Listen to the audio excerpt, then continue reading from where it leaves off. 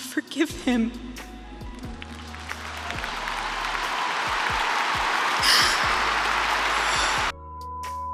Hey guys, Brad here for another quick hit video where I react to breaking news and viral moments.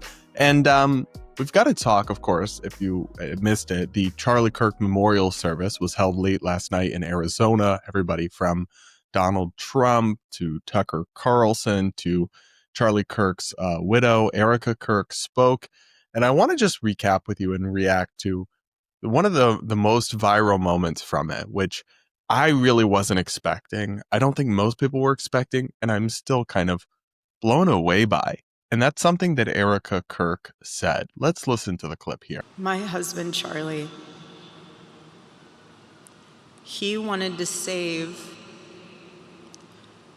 young men, just like the one who took his life.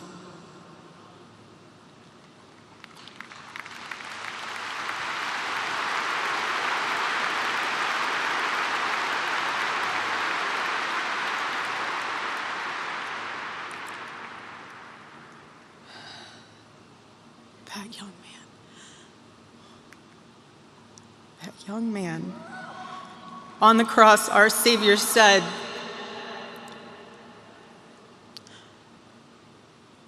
"Father, forgive them, for they not know what they do."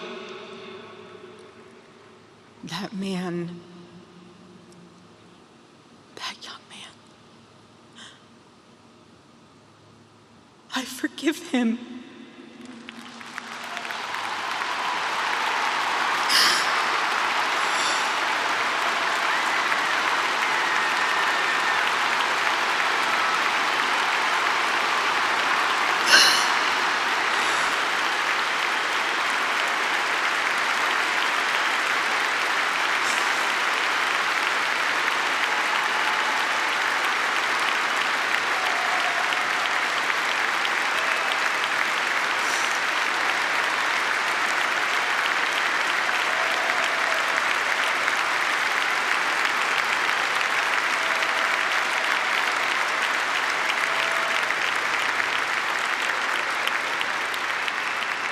I forgive him because it was what Christ did and is what Charlie would do. The answer to hate is not hate. The answer we know from the gospel is love, and always love. Love for our enemies and love for those who persecute us. Wow. So I've seen that clip a couple times now, and I honestly still have chills. Like, her emotion is so real. I'm genuinely amazed she managed to get the words out to say something like that, not even 2 weeks after your husband was killed. But and to go up there and forgive his killer at the memorial service. Now, of course, forgiveness doesn't mean you forget. It doesn't mean that you don't want accountability and justice and punishment, but it means that you are, and I'm not a Christian. I was raised loosely Catholic, but I'm not a practicing Christian. But it seems to me like this is the best of Christian teachings that humanity has to offer. This idea of turn the other cheek, this idea of loving even those who persecute you, because I'm a big believer that that's what we have to do. And I would not remotely for a second judge or look twice at Erica Kirk if she was not currently able to do that, right? Just days after her husband was murdered. But, you'd hope in general that that's where people gravitate towards, and kind of away from revenge and hate and letting these things consume you. Well, she just offered, honestly, a testimony to grace, to beauty, to kindness, to forgiveness, to millions of people in a moment that I truly will never forget. And I know that a lot of you probably are thinking the same. So let me know how, when she said this, were you as surprised as I was? Let me know in the comments. I'm genuinely quite curious, because I wasn't, when she went up there, I just had no idea something like this was coming. But I think she's right that would be potentially what Charlie would want, at least according to his faith that guided him. And even in his debates, in his the broader part of his legacy that I admire, he really was quite gracious to people who were rude to him, like horrifically rude. Now, of course, what happened to him is just a different story from that. But the same principles apply of turn the other cheek, of fighting hate with love. And I think that's so important for our country right now because we're in such a dangerous moment of political divisiveness, of rising authoritarianism on either side, frankly, of rising radicalism on both sides, of the desire to squash critics and crush the other side using the power that you have and not really thinking about where that power will lead for your own side a few years later if you expand it, if you go down that path. And it's hard, right?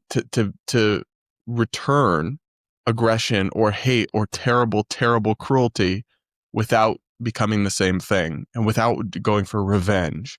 But often I think it's what's needed to save ourselves and our country. I mean, it's a really interesting coincidence here, but my partner and I watched The Godfather for the first time last night. And when Don Corleone, after his son Sonny is killed, decides not to seek revenge and instead to seek peace, it's like, well, on one hand, you have to avenge your son, right? Well, if he'd done that, he might have ended up with his whole family being killed if the war had just continued between the crime families. So it's like really so powerful because I am a believer that when you fight fire with fire, you often will just burn everything down.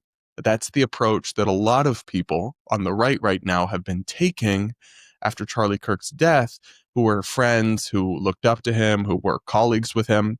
But it's like if Erica Kirk, his freaking widow, can understand that that's not the right approach, then you really should be able to as well.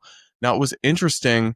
Donald Trump spoke after Erica, I believe, in the sequence of things. And he said something quite different than what she said. Let's listen. Everything we need to know about who Charlie Kirk truly was. He was a missionary with a noble spirit and a great purpose. He did not hate his opponents. He wanted the best for them. That's where I disagreed with Charlie. I hate my opponent, and I don't want the best for them. I'm sorry. I am sorry, Erica. But now Erica can talk to me and the whole group, and maybe they can convince me that that's not right, but I can't stand my opponent. Charlie's angry. Looking down, he's angry at me now. He wasn't interested in demonizing anyone. He was interested in persuading everyone to the ideas and principles he believed were good, right, and true. Before each appearance, he prayed these words: God used me for your will. Always said the same thing. Ugh. So I gotta be honest, I found this very distasteful to go up at Charlie Kirk's memorial service and be like, yeah, he had this beautiful sentiment, but he was wrong, and I actually want to hate and crush my enemies. And in one sense, it was said as a joke, which is itself kind of questionable. Like, he's almost speaking like this is a rally, going for laugh lines rather than a memorial service for a father of two who was just killed. So that I don't like. And then I'm just very concerned to see the president being like, nah, forget live and let live, forget turn the other cheek. I want revenge. I want to destroy my enemies. That's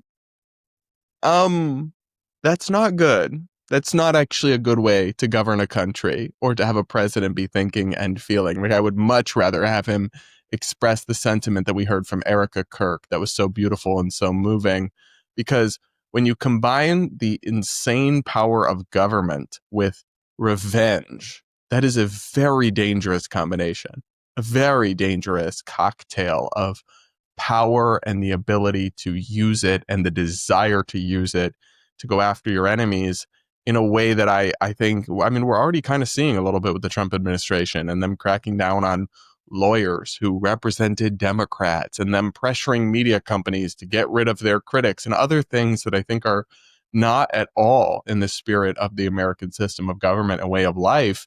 And then also will absolutely come back to bite conservatives and Republicans the next time a Democrat is in charge, because precedents are being expanded.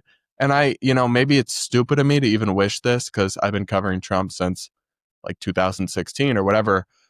But could he have just taken the high road for once?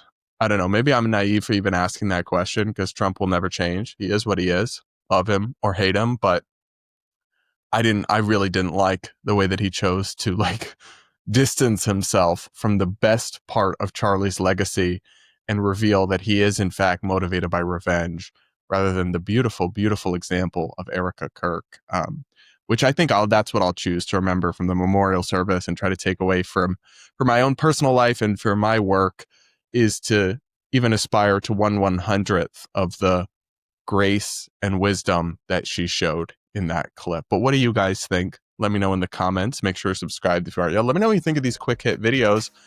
Do hit the like button as well. And if you want to hear my long form thoughts on media insanity, internet craziness, and political dysfunction, check out the Barad versus Everyone podcast, my daily show, where I take on all of those things from an independent perspective. The links to subscribe to the podcast are in the description. And with that, guys, we'll talk again real soon.